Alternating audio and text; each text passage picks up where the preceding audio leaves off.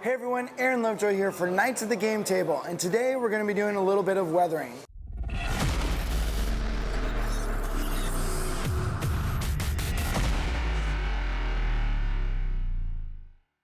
I'm going to be putting some of these effects on this really cool Dipsy dumpster from Reaper Miniatures.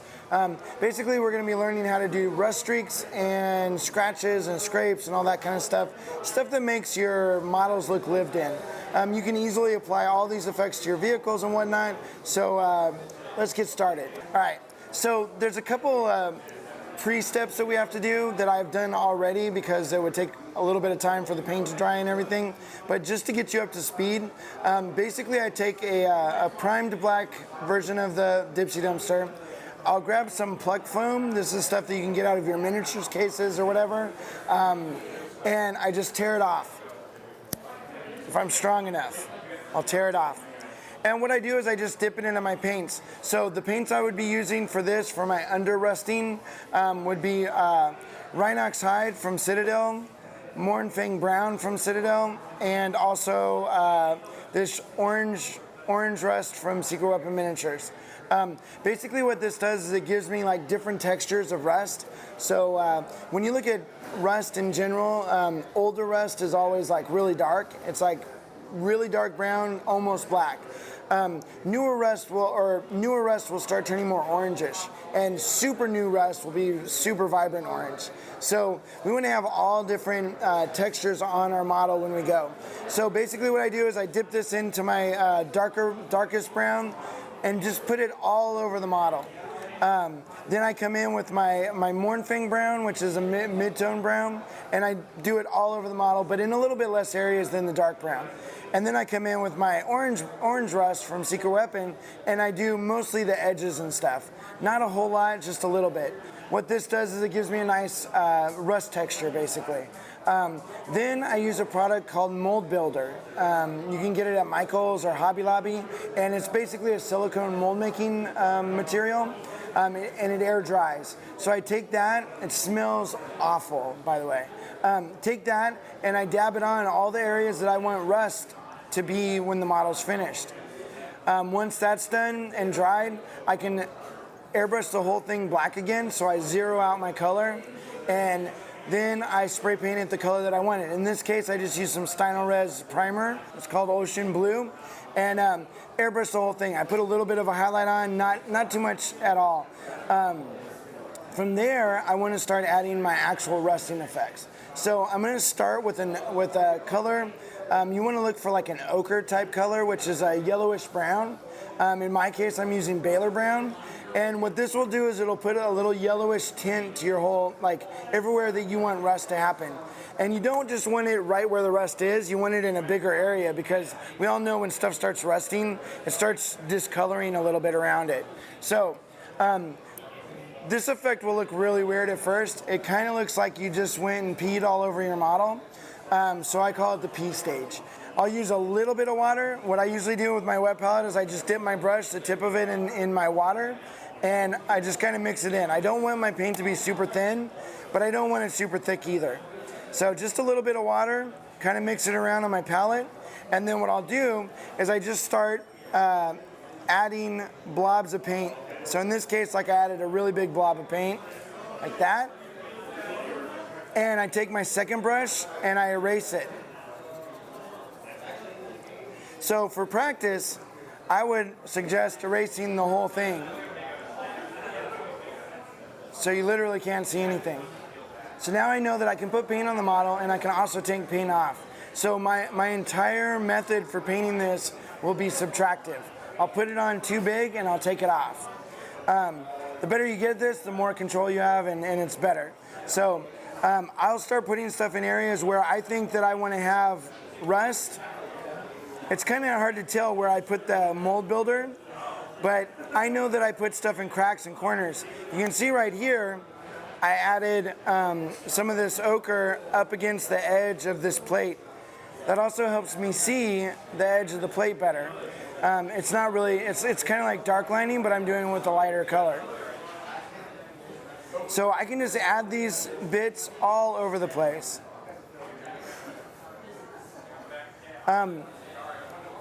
when I'm blending with this brush, I use kind of not a perfect stroke. I'm kind of like doing little circles. I'm making little undulating motions. I'm also letting my hand kind of jiggle a little bit. So if you got shaky hands, man, this is the best kind of painting for you. But what that does is it creates little tiny micro blends of lighter and darker color that are really random, because I couldn't do that naturally. Like if I tried to do it, my brain would get in the way and I wouldn't do it right.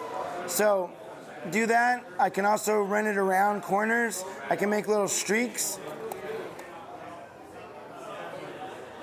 And you'd be surprised at how long you can work the paint before it actually dries. I like putting little bits in between all the cracks and crevices as well.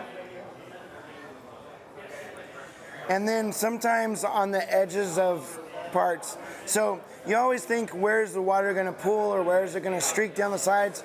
Also, where is damage going to happen to this Dipsy dumpster or vehicle that will break up the paint, make the paint fail, and then now it's open to the elements and it will start rusting. So edges of things are always going to be rusted more than like the middle of an armor plate. But if maybe a truck's backing up and it dings part of this Dipsy dumpster, maybe it doesn't dent it, but it makes the paint start to fail. And then all of a sudden water can creep in there and it'll make rust. So if you think about those things, it will help your rust look more natural and better. So I'm just kind of pulling my color down the edges like that. Put some more down in the bottom cracks. It really pays to look at reference photos too, because you find out where things naturally rust. Also, you don't want to do too much rust, because too much weathering looks just as bad as no weathering. So unless of course it's just a derelict vehicle out in the middle of a field or something. But most of the stuff we're playing with, right? So you want it to be rusted and scratched, but not too much. All right. The really cool thing is, so we have a lot of ridges up on top of this thing, and that's usually really hard to paint on because it's ridges, right? So you're trying to paint around them and everything.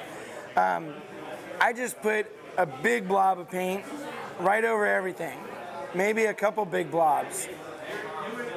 Then I take my blending brush and I can just start feathering it in, pulling that color different ways. I can also pull it up one of the ridges and move it down the edge of my Dipsy dumpster lid. So you got that. It looks pretty natural. It doesn't look like brush strokes anymore, and I literally just blob paint on it. You'll find that this is a really, really fast technique. That also, if you start mastering it, this is a nice technique, because when you're not real good at it and you don't get the blends real smooth, who cares? It's weathering. It's supposed to be a little choppy, but the smoother you get it, the better you'll get at doing this. Basically, it's two-brush blending. So this is practicing for now when you want to do a cape and you want to put a highlight on the cape, then you can blend it in with your second brush. You've already learned how to do it. So I'll just do a couple more edges here, and then we'll move on to the next step. The other thing you can find, if you get color going in a certain area and you don't want it there, you can rub it off with your finger. So that's nice too. It's like finger blending. I know that's what we're all aspiring to at one point in life. Just go back to finger painting. All right. So we got a couple more edges here with this Baylor brown. And this really will look way too yellow for the model. But I've tried it without it, and it messes with the whole effect. So you need this to go down first, and then the next colors will make it look better. All right, so any questions on that first step, or not really? Okay, so moving on to the second step, we're gonna go to a darker brown. So we're making our rust a little bit older. And in this case, I'm gonna use Mournfang brown. Mournfang brown is great because it's super, it's a very vibrant, it's got a lot of orange in it, a lot of red and yellow in the brown. So this color will tend to show up really well because of that saturated color. So what I'm going to do is I'm going to start putting it in areas where I put the Baylor brown, but a little bit smaller.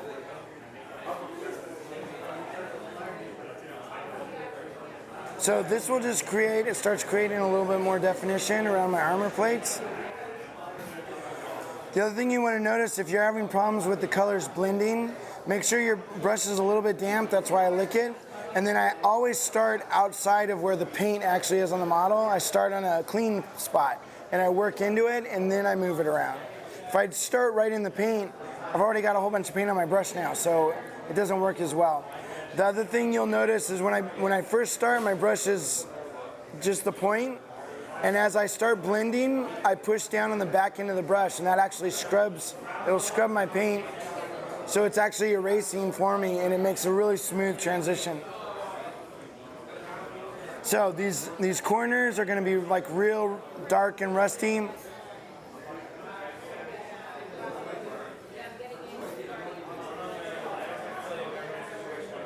We'll put a little bit more on both sides, like that, starting to add some more color to it. Another important thing to remember when you're painting rust, don't pick a dark color scheme. Like if it was like Dark Angels or something, or Black Templars, you have really dark paint, and then you have, our rust is going to be invariably fairly dark too. You just can't see it. So pick lighter colors if you want to do a lot of rust effects. It's not to say don't do weathering on darker vehicles or armies. I just wouldn't spend a lot of time at it because you're not going to see it. It's not going to have, it's not worth the effort basically.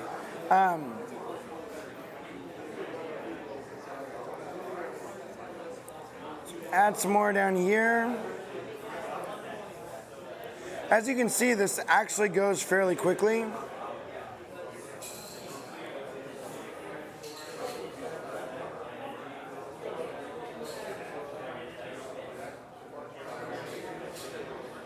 You can also take your brush after you've blended. It's got a little bit of paint on it, and you can line areas too. So you kind of just use everything to your advantage.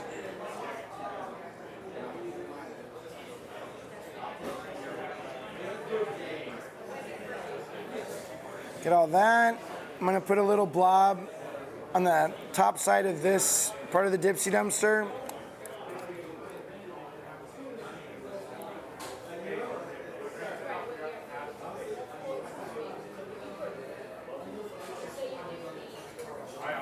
And you also notice it's nice to have the color kind of undulate. So I got a lot down here, it gets thinner, it gets thicker in a couple spots. So that helps it look more random, just in the way that the rust is going down the model.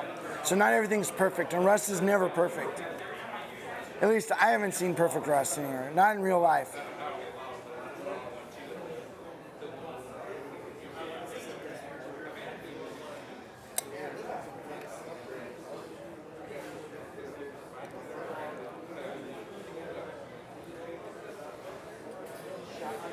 All right, so we got a bunch of cool little rust things going.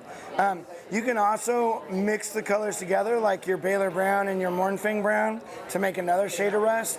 I think maybe I'll put a little bit up here towards the top of these, the hinges on the Dipsy dumpster, and then once again, my brush just kind of goes around each hinge and creates like a nice blend at the top of this Dipsy dumpster.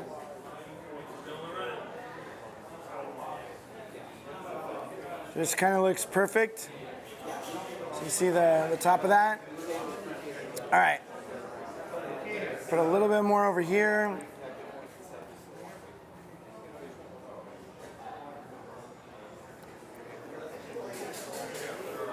Okay, any questions on that part? It's pretty straightforward. This is a really simple technique. Okay, so once we got all that on there, we're gonna let our paint dry, and this is the fun part where we start revealing some of our hidden scratches. This will actually look like real chipped paint because technically it is chipped paint. So basically I just use my thumb, rub it off. Try not to hit the areas that are wet so I don't rub that off.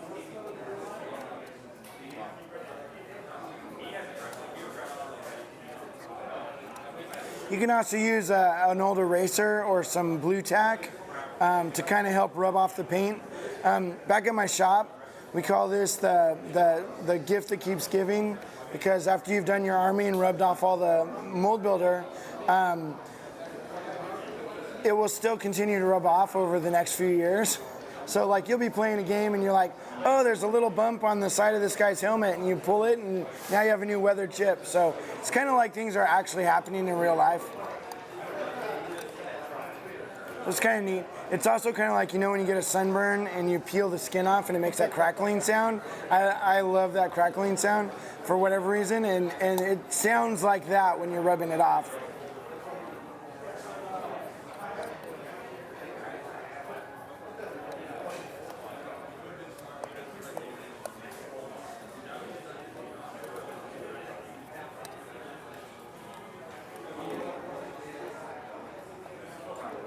So rub all that stuff off.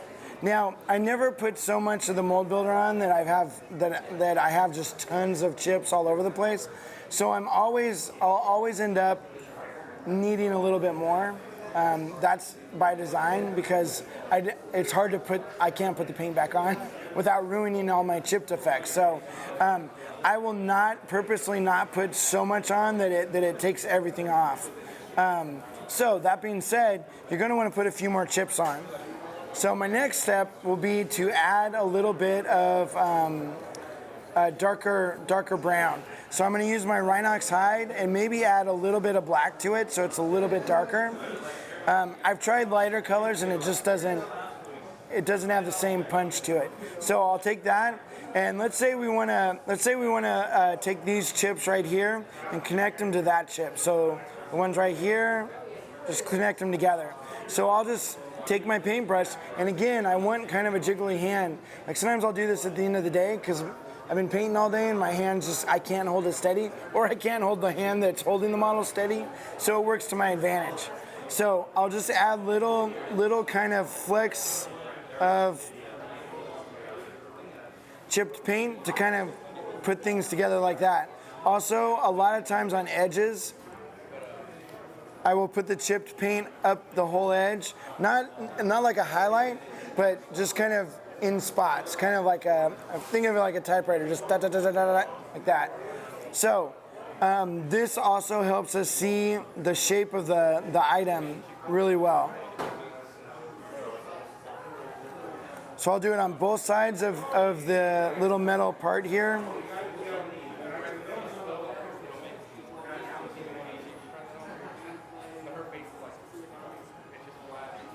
Maybe down at the bottom, I'll have more chipped paint because at the bottom of this Dipsy dumpster, it'll be really chipped up. I'm gonna do a couple more so you can see it a little bit better. I'll open this door.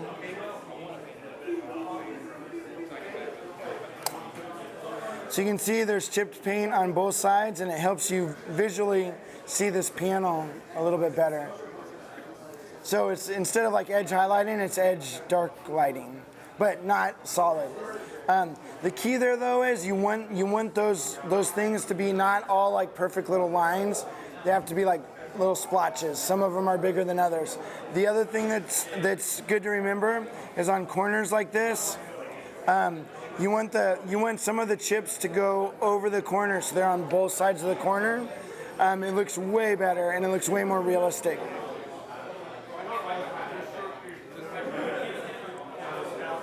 You can see something like that. So you see the chips kind of wrap around on both sides.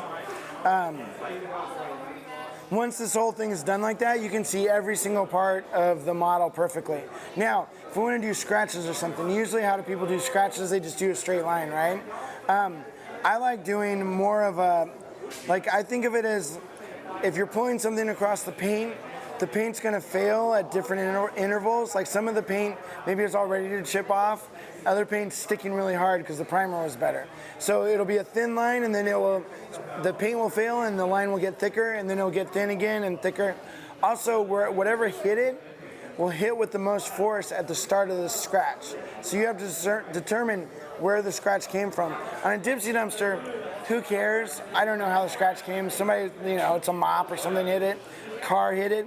But on a vehicle, maybe a Tyrannid's scything talon came down and scratched it. So at the start of that scratch is going to be the most force, is going to be the biggest scratch, and then it's going to be the deepest, and then it's going to come down and it's going to get less forceful as it comes down.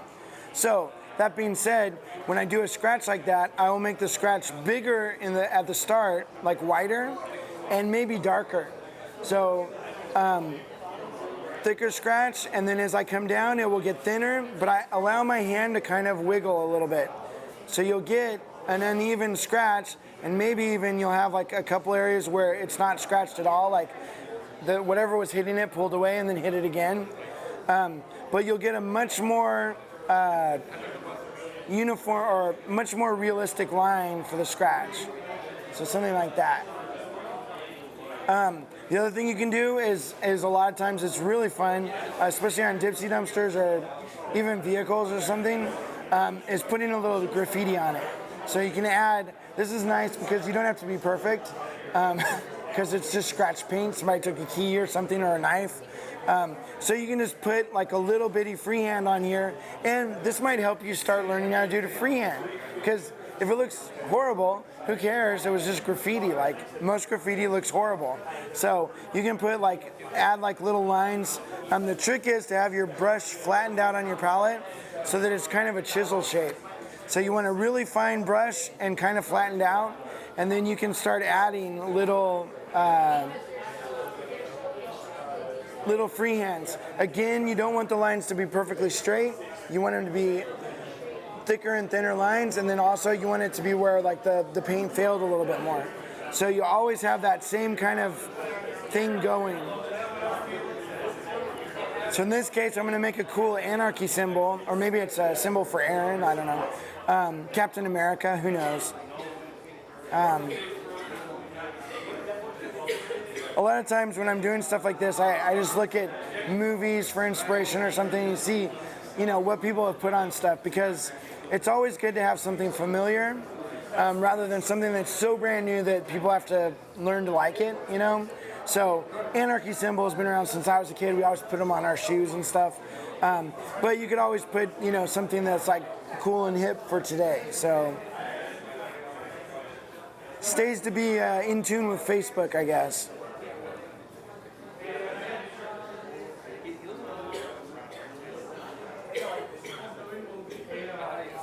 So I just kind of put a little anarchy symbol in there.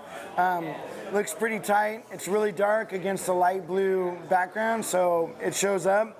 So it's not a wasted step. So I'll put in a couple more of these little lines just real quick. Just kind of get a better look of it. Also, so I'll have something to do in the next step. You gotta remember, things like where the forklifts come in to pick these things up are gonna get dinged and banged up. Also, right outside of them is gonna get scraped too. So you start doing stuff like that, and people were like, everyone's seen a Dipsy dumpster. Maybe they've seen nicer ones than this, but at least they've seen it and they know where the scratches go. So you wanna put scratches in all those same spots.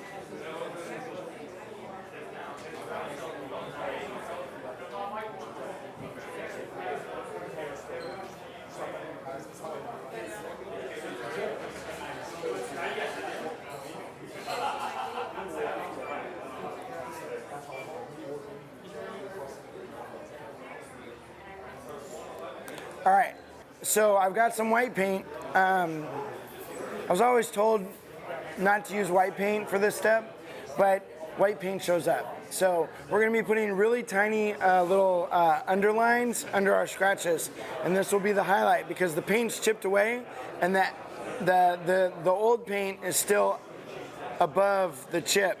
So there's gonna be a little highlight at the bottom, not the top. So this just gives us a little depth and definition to the model. You could use just a lighter shade of maybe blue, but I find that it just doesn't show up very well. And we're gonna be putting more washes and glazes over this. So anything that I don't wanna be super white, I can always knock down with a glaze or a wash, something like that. So, get my little white. For this, I'm gonna have to use my reading glasses because I can't see. And basically, I'm just going to put little underlines under the chip, right? So the trick here is you only want to do things that would be hit by the light. So if a line's straight vertical, it probably won't be hit by the light. But if it's vertical and it kind of waves like this, everywhere it waves out, you're going to have an underline under it, and then an underline on the other side. So you just have to be careful that this is consistent chip highlighting. So let's see here.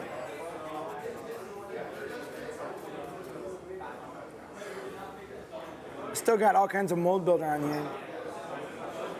All right, get that off. So I'm just going to add little bitty white highlights underneath this. I'm going to do them really small, and that's why I'm using white, because the line is so thin you can barely see it anyways. So white is like literally the only thing that shows up.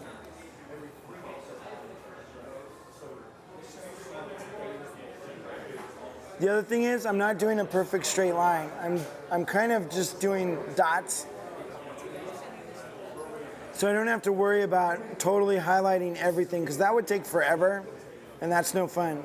The other thing, if a dot's very, very small, I'm not gonna highlight every single little bitty dot, because that looks ridiculous. I'll only do the bigger ones. They're bigger chips.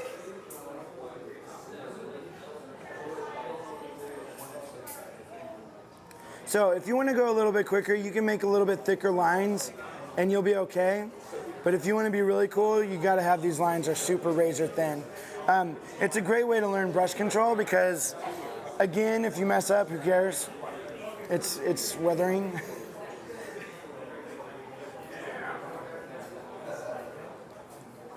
So I'm just kind of putting these lines everywhere under the chips.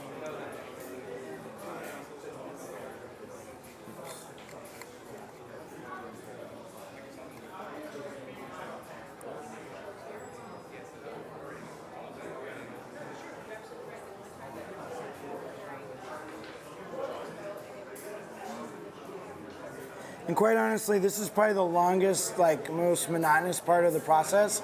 And if you wanted to, you could completely skip it. If you're just like, I want to crank through this army, you've already got some cool chips, who cares? But I think that this is a worthwhile step, because it just makes things look polished, and it's really nice. And it doesn't take that long.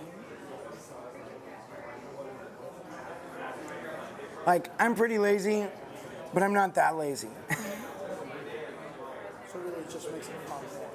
Yeah. We're just kind of defining things. We're giving definition to everything.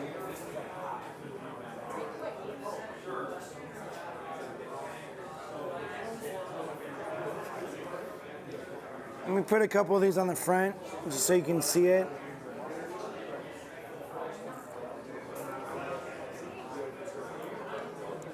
If you end up getting really too big of white lines, you can always come back and put a little bit of your dark brown back onto the scratch and push that white line thinner.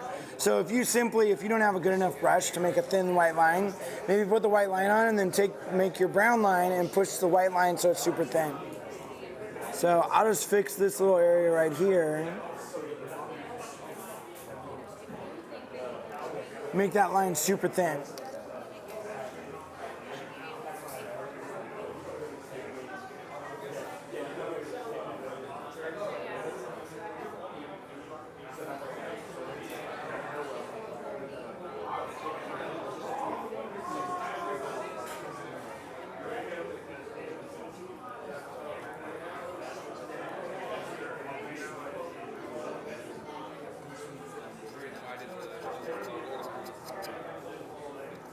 Okay, I'll do this one right there. All right, I think that's pretty good for now. We got our little underlines. I don't know if you can even see them from a distance, but just kind of all over the place. There's one under that scratch. So that's how you kind of get that to look better. If I'm judging a painting contest, like even for, if you're at a big convention like Adepticon or LVO or something, and I'm judging your army, I'm looking for little things like that, like especially if you're going for best painted or something. But even if you're just going for like being an overall tournament, champion, you want to have a decent paint job because that could help. So at least at some conventions. So got that. Now I'm going to define my plates even a little bit further. So I'm going to use a darker brown. So grab my blending brush again. I'm going to be using what's called Old Rust from Secret Weapon Miniatures. It's a purpley brown. For whatever reason, looks really, really fantastic on rust. So I'm going to start adding it to my corners again. So we're just doing one more layer of darkness. And this really will start to help dark lining our model. But don't make it too big because it will cover everything you did before.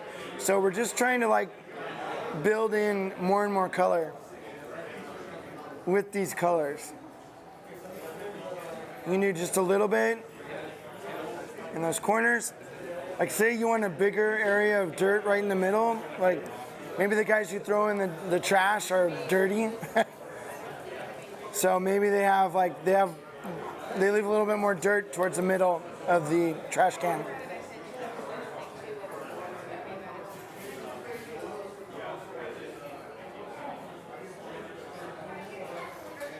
And maybe we'll put a little bit in the corners here. Again, just to make those shadows deeper. Right now we're creating more contrast than anything else. And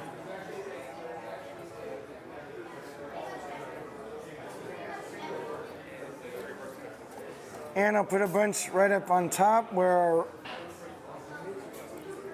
our hinges are.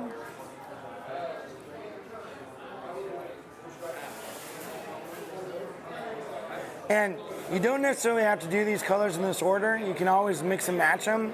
But this is a good order to kind of get you the look that you want.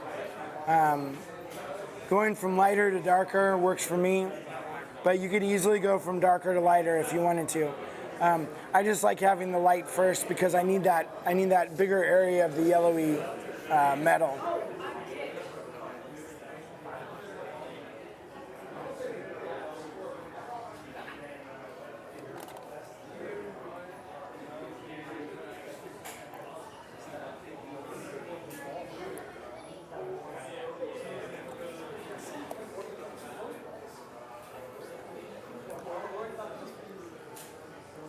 Now, what happens if you want to, obviously rust will do that cool streaking thing. So, I will show you here real quick how to make those streaks in one brush stroke. So, in the past, I would do tons of little layers, trying to hit the same exact spot, which is kind of hard to do when it's really thin lines. And you always end up, it always just looks like you have a thin line of paint. Like, it's not very exciting. So, found out that you could simply put the paint on the model just like we did with the other colors, but instead of moving it out to the edges and kind of blending it out, I'm going to put a blob on, then I'm going to take this brush, put it halfway into say the blob's right here, I'm going to put it halfway into the blob and pull it down. And what that will do is it will create a streak that's solid on one side and blended on the other. And your eyes can't tell that it's solid on one side and blended on the other. It just looks like this perfect streak of water. Or rust. So usually I do it with my Mornfang brown, and again I put the blob on, not a huge blob because you don't want a huge streak. Lick my brush, work it in halfway, and then as I pull it down, I'm going to let my finger wiggle a little bit, and that will give it the look of water trickling down a surface. Usually it doesn't go straight down. It finds the quickest, the path of least resistance, so I can actually have that perfect little trickle of water of rust. And you can do this in different colors. Like if it's just water, you do a darker blue. because everything gets darker when water hits it. So you could have a Dipsy dumpster or a vehicle or something that actually has water splotches on it, and you have those little trickles of water going down. In this case, we got rust, so I want to have rust coming down. You can also put in areas like on this scratch right here. Maybe I want the scratch to have been older, so it's starting to rust and rain rust particles down the side of the Dipsy dumpster. So I'm gonna do at first do my 2-brush blend so it kind of makes it blended in, and then maybe in one spot I'll have a spot where paint ran down or rust ran down the side of the wall. You really want those lines to be fairly straight, so you can come back in and push them around a little bit, because we all know the water, gravity always wins. The water's always gonna go straight down. So you just have little things like that. So that looks really cool. I'm gonna add a bigger, deeper, darker spot out in this corner because I wanna add contrast. I wanna kind of force you to look at the middle here. Where else should I put it? Along the bottom. Like I said, the more you do this, I try to let my mind go a little blank when I'm doing it. So I don't want to think too much. I don't want it to be too ordered. I don't want to have every corner have the same colors on them. So I kind of just like, well, this happened, that didn't happen. If you look in real life, a lot of times you'll see Dipsy dumpsters that are super rusted on one side and no rust on the other. How did that happen? I don't know, and I don't care. But it's real. That's what actually happened. So don't worry too much about making things or trying to be too realistic. Do it randomly, and that will be realistic. So now I just added a little bit more rust coming down, and then that helps that trickle look more realistic. There's a fly right there. So that looks like that. All right, so I'm gonna put a couple more little rust streaks. Maybe on this part right here, that would definitely be where water ran down. So I'll put that in there. Put my brush in and wiggle. If you want it to end before that, just take your finger and wipe it off. I have, once again, another rust. These are the best rust streaks I've ever done, and I've been doing it for a long time. It's super easy, and it's literally one stroke. So you can come back in, and you can put even finer little rust streaks, maybe in darker colors, that only go down just a little bit. So it starts looking like, you know, there are multiple streaks at different times, and so they've left different streaks of different colors. So really cool. Let's see here. I'm gonna add a little bit more into this corner over here because it's bugging me that it's not rusty.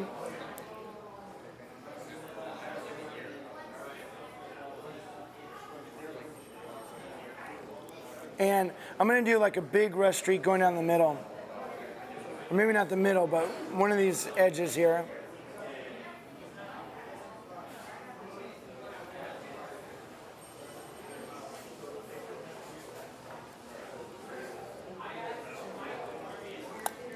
Just get those rusts going. I think that looks pretty good. If you want, you can also do like a little bit darker brown, just to further solidify the really dark areas. But that's kind of up to you. So as you can see, it's pretty fast. It's super effective. I really like doing rusty armies.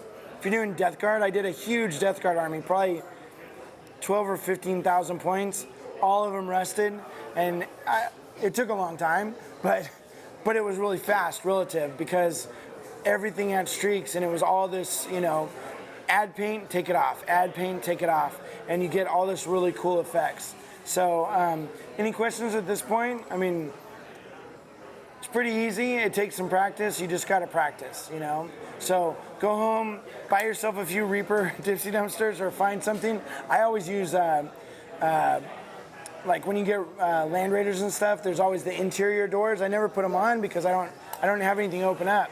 So I have all those pieces, and I just prime them, paint them, and do practice rust, or stuff like that. Something with flat panels. Yeah, flat panels, but it also helps to have some stuff some detail, so you can see how you can actually make that detail show up better with the rust.